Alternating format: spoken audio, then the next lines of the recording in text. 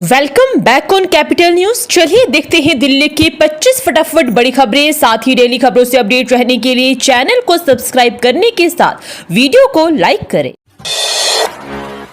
दिल्ली में 10 साल बाद बदलेंगे सर्किल रेट, मकान दुकान खरीदा सस्ता होगा या महंगा, समझे पूरी बात। दिल्ली एक दशक से अधिक समय में पहली बार सर्किल रेट में बड़े बदलाव के लिए तैयार हो रही है। दिल्ली में रेजिडेंशियल कमर्शियल प्रॉपर्टी के लिए सर्किल रेट आखिरी बार 2014 में और खेती की जमीन के लिए 2008 में बदले गए थे। मुख्यमंत्री रेखा गुप्ता द्वारा डिविजनल कमिश्नर की अगुवाई में जून में बनाई गई एक कमेटी सर्किल रेट्स में बदलाव की इस योजना पर काम कर रही है। अधिकारियों ने कहा है कि प्रस्ताव में ऊपर और नीचे दोनों तरह के बदलाव हो सकते हैं। इस प्रस्ताव को मुख्यमंत्री के सामने रखने से पहले जनता के फीडबैक को भी ध्यान में रखा जाएगा। दिल्ली में कल गुरु तेग बहादुर के शहीदी दिवस पर छुट्टी का ऐलान, रेखा गुप्ता सरकार का बड़ा फैसला। दिल्ली की रेखा गुप्ता सरकार ने मंगलवार को राजधानी में छुट्टी का ऐलान किया है। सिखों के 9वें गुरु तेग बहादुर के 350वें शहीदी दिवस के उपलक्ष्य में मंगलवार को सार्वजनिक अवकाश की घोषणा की है। इससे पहले सरकार ने 25 नवंबर को सीमित अवकाश घोषित किया था, लेकिन रविवार को उसने दिल्ली सरकार के सभी कार्यालयों के लिए सार्वजनिक अवकाश की घोषणा कर दी है। दिल्ली के 5 चौराहे बनेंगे सुंदर, 1 करोड़ से ज्यादा रुपए होंगे खर्च, ट्रैफिक जाम से भी मिलेगी राहत। दिल्ली में 5 चौराहों को सुंदर बनाने की योजना है, जिस पर 1 करोड़ रुपए से अधिक खर्च होंगे। इस सौंदर्यीकरण परियोजना का उद्देश्य शहर में ट्रैफिक जाम की समस्या को कम करना और दिल्ली को आर्थिक आकर्षक बनाना है। चौराहों को नया रूप देने से शहर की छवि में सुधार होगा और लोगों को आवागमन में भी सुविधा होगी। इस कार्य पर 1 करोड़ से अधिक की राशि खर्च होगी। इनमें अनुकंपा चौक, दीपावली चौक, संत नगर चौक, अंबेडकर एक्स रिंग और मधुबन चौक शामिल है। यहाँ बता दें कि दिल्ली में 2 साल पहले हुए G20 शिखर सम्मेलन को लेकर दिल्ली गेट चौराहों के लिए किए गए सुंदरीकरण की तर्ज पर लोक निर्माण विभाग ने दिल्ली के 40 चौराहों की सुंदरीकरण की योजना करीब 1 साल पहले बनाई थी। डीटीसी डिपो में अब खुलेंगे पेट्रोल सीएनजी पंप, दिल्ली सरकार की नई योजना तैयार। दिल्ली में डीटीसी के घाटे को कम करने के लिए बीजेपी सरकार ने एक नया कदम उठाया है। अब डीटीसी डिपो में पेट्रोल और सीएनजी पंप खुलेंगे। पहले आप सरकार ने भी ऐसा करने की कोशिश की थी, लेकिन डीडीए से मंजूरी नहीं मिली। डीटीसी बोर्ड ने इस प्रस्ताव को मंजूरी दे दी है। सरकार का मानना है कि इससे डीटीसी की आय बढ़ेगी और घाटा कम होगा। इससे पहले डीटीसी ने बसों पर विज्ञापन लगाने, मल्टी स्टोरी बस पार्किंग स्पेस बनाने और बस डिपो पर शॉपिंग मॉल बनाने की योजना शुरू की है। Transport minister doctor Pankaj Singh का कहना है कि किराया बढ़ाए बिना डीटीसी का रेवेन्यू बढ़ाने के लिए गंभीर कोशिशें की जा रही है और जल्द ही इसके नतीजे भी दिखने लगेंगे। पटपड़गंज विधानसभा के विकास के लिए 40 करोड़ फंड आवंटित, सीएम रेखा गुप्ता ने कहा सभी वार्डों का होगा विकास। पूर्वी दिल्ली वेस्ट विनोद नगर में रविवार को आयोजित जनसभा में मुख्यमंत्री रेखा गुप्ता ने कहा कि दिल्ली सरकार ने पटपड़गंज विधानसभा क्षेत्र के विकास के लिए 40 करोड़ रुपए का फंड आवंटित किया है। इससे क्षेत्र के हर वार्ड में विकास कार्य होंगे। इसके बावजूद कई समस्या रह जाए तो हमें बताए, उसे भी दूर करवाएंगे। मुख्यमंत्री ने तंज कसा कि वर्षों तक विधानसभा क्षेत्र आम आदमी पार्टी के बड़े नेता के पास रही, लेकिन जब क्षेत्र के लोगों को समस्या का सामना आया तो वे भाग गए, क्योंकि उन्हें पता था कि उन्होंने क्षेत्र में काम नहीं किया है। लेकिन जब आपने दिल्ली में भाजपा को जिम्मेदारी सौंपी और यहां हमारी पार्टी से विधायक चुना तो क्षेत्र में विकास के काम शुरू हुए। दिल्ली बेसमेंट में अवैध व्यवसायों पर निगम सख्त, सुरक्षा मानक न पूरा करने पर नोटिस और सीलिंग की तैयारी। शाहदरा दक्षिणी क्षेत्र में बेसमेंट में चल रहे अवैध व्यवसायों के खिलाफ निगम सख्त हो गया है। सुरक्षा मानकों का पालन न करने वाले बेसमेंट मालिकों को नोटिस जारी किए जा रहे हैं और नियमों का उल्लंघन करने पर सीलिंग की कार्रवाई की जाएगी। निगम का कहना है कि यह कदम निवासियों की सुरक्षा सुनिश्चित करने के लिए उठाया गया है। हाल में लक्ष्मी नगर मेट्रो स्टेशन के पास शकरपुर इलाके में बेसमेंट में चल रही दुकान में आग लगने की घटना के बाद निगम प्रशासन अलर्ट मोड में आ गया है। इसको ध्यान में रखते हुए शाहदरा दक्षिणी क्षेत्र के विभिन्न बाजारों में संचालित हो रही ऐसी सभी दुकानों को चिन्हित कर नोटिस देने का निर्देश दिया गया है। दिल्ली विश्वविद्यालय में भर्ती नियम बदलने पर हंगामा, 5 दिनों से धरने पर बैठे अतिथि शिक्षक और शोधार्थी। दिल्ली विश्वविद्यालय में अतिथि शिक्षकों और शोधार्थियों का धरना लगातार होता जा रहा है। उत्तरी परिसर के कला संकाय की गेट नंबर 4 पर पिछले 5 दिनों से चल रहा यह विरोध अब कैंपस की बड़ी चर्चा बन गया है। प्रदर्शनकारियों का आरोप है कि विश्वविद्यालय प्रशासन ने चल रही भर्ती प्रक्रिया में अचानक नियम बदल दिए, जिससे कई अयोग्य अभ्यर्थियों को साक्षात्कार से बाहर कर दिया गया है। धरने पर बैठे अध्यापकों और शोधार्थियों का कहना है कि वे बिना टेंट, दरी और पानी जैसी मूलभूत सुविधाओं के भी ठंड में प्रदर्शन जारी रखे हुए हैं। इनमें वे शिक्षक भी शामिल हैं जो वर्षों से विभिन्न महाविद्यालयों में सेवाएं दे रहे हैं या शोध कार्य से जुड़े हुए। बढ़ते प्रदूषण के खिलाफ इंडिया गेट पर प्रदर्शन के दौरान पुलिस पर छिड़का पेपर स्प्रे, कई पुलिसकर्मी घायल। इंडिया गेट पर प्रदूषण के खिलाफ हो रहे विरोध प्रदर्शन में प्रदर्शनकारों ने पुलिस पर पेपर स्प्रे छिड़क दिया, जिससे कई पुलिसकर्मी घायल हो गए। पुलिस मामले की जांच कर रही है और दोषियों की तलाश जारी है। घटना ने विरोध प्रदर्शन के दौरान सुरक्षा व्यवस्था पर सवाल खड़े कर दिए हैं। पुलिस अधिकारियों ने बताया कि प्रदर्शनकारी इंडिया गेट के निकट एकत्र हुए थे और बहुत खराब श्रेणी में पहुंच चुकी दिल्ली की वायु गुणवत्ता पर तत्काल कार्रवाई की मांग भी कर रहे थे। चंडीगढ़ पंजाब का है और रहेगा, केजरीवाल का बीजेपी पर वार, संविधान बदलकर हक छीनने का आरोप। आम आदमी पार्टी ने केंद्र सरकार पर चंडीगढ़ को लेकर पंजाब के हक को छीनने का आरोप लगाया है। अरविंद केजरीवाल ने इसे संघवाद की हत्या बताते हुए कहा कि चंडीगढ़ को पंजाब से अलग करना पंजाब की आत्मा को ठेस पहुंचाने जैसा है। उन्होंने कहा कि पंजाबियों ने कभी तानाशाही के आगे घुटने नहीं टेके, चंडीगढ़ पंजाब का ही रहेगा। मनीष सिसोदिया ने इसे हर पंजाबी के अधिकारों पर हमला बताया।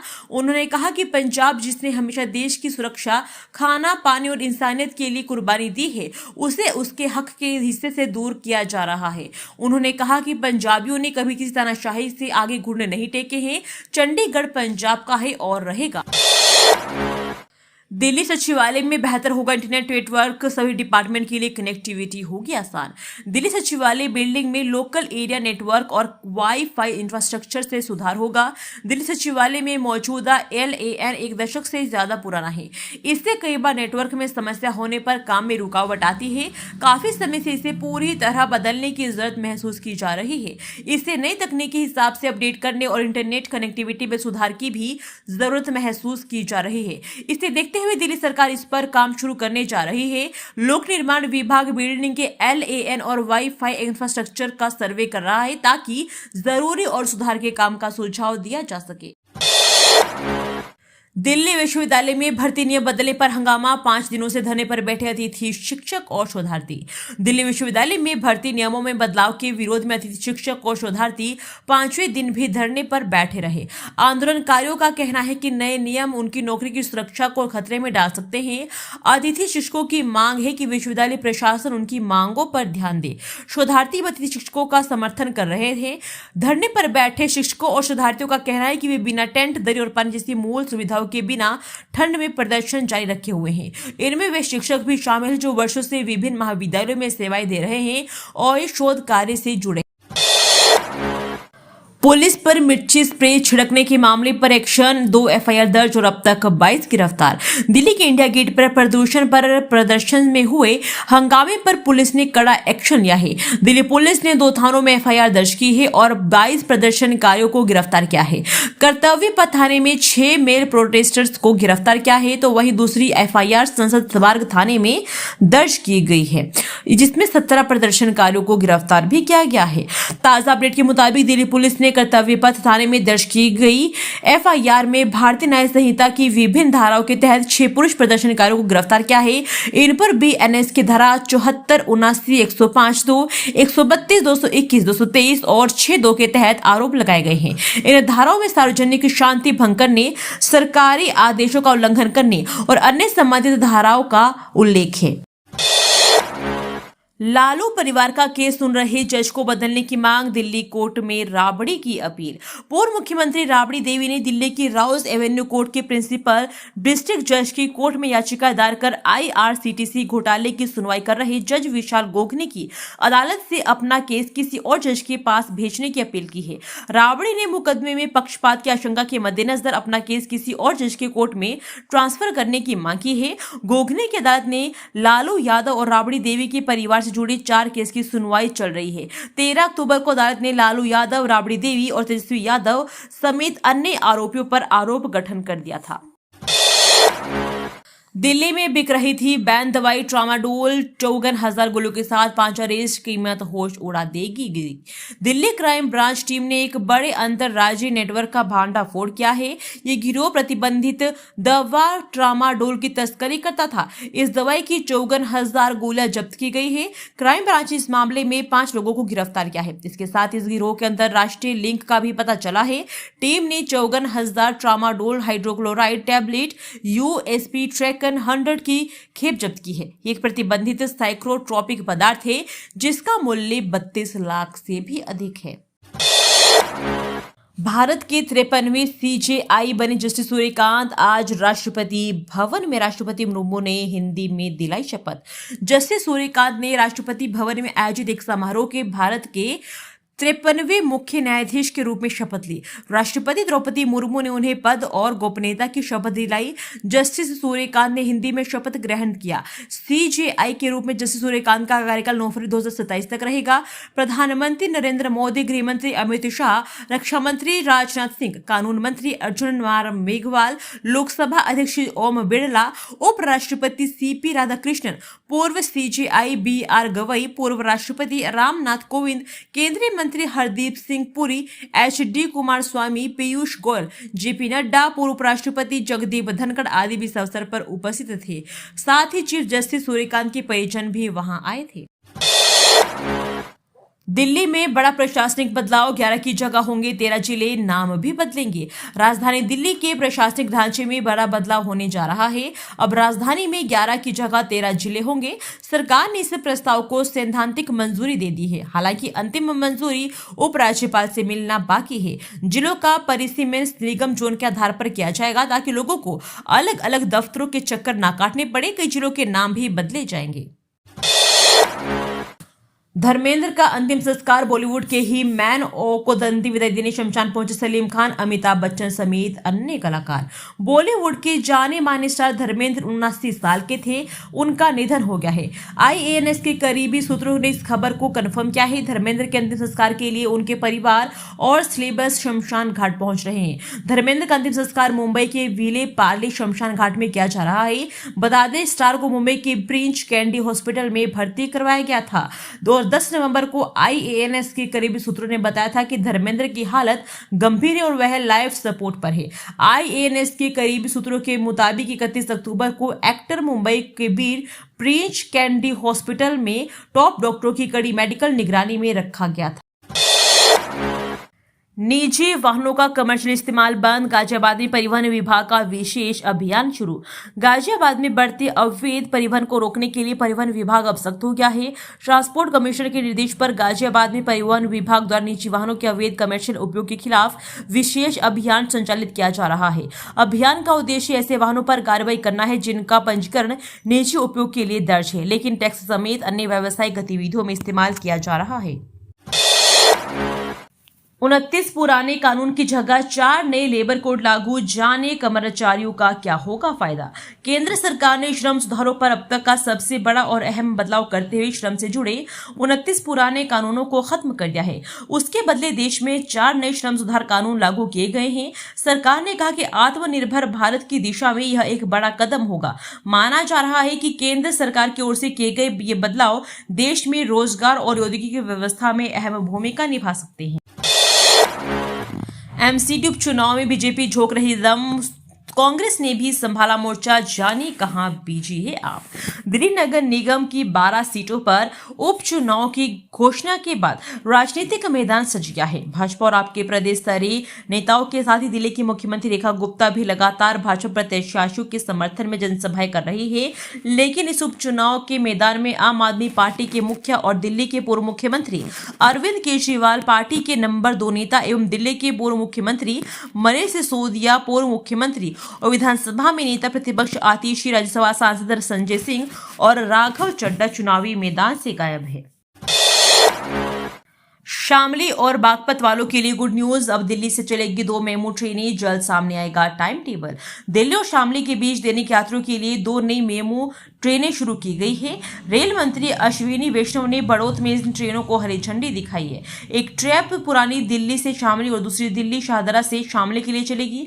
रेलवे जल्द इनके नियमित परिचालन के लिए समय सारणी जारी भी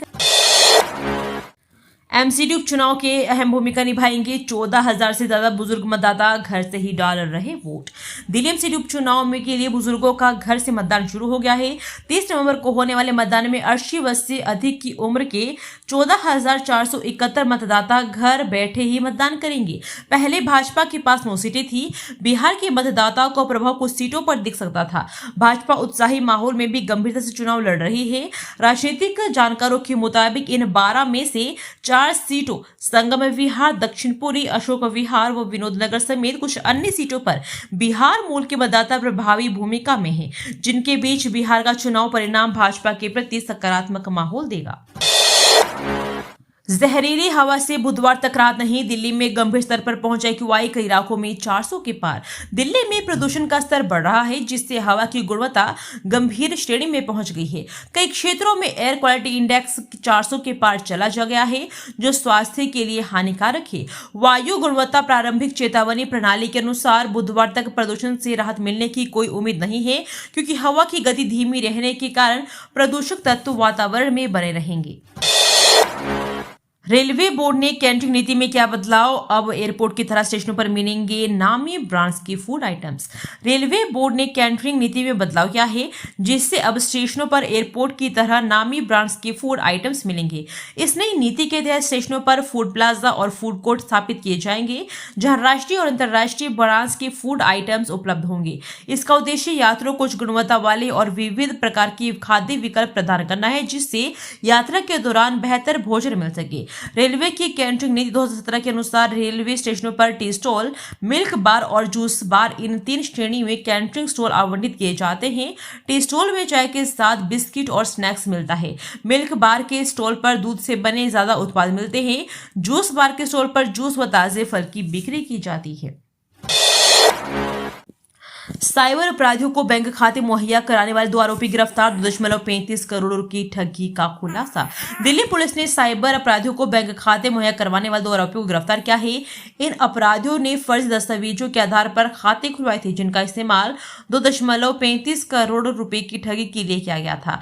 पुलिस मामले की जांच कर रही है और गिरोह के अन्य सदस्यों की तलाश भी जारी है। दोस्तों, वीडियो पसंद आया तो वीडियो को लाइक एवं चैनल को सब्सक्राइब कीजिए और कमेंट करके बताइए कि आप दिल्ली के किस जगह से इस वीडियो को देख रहे हैं। जय हिंद, वंदे मातरम।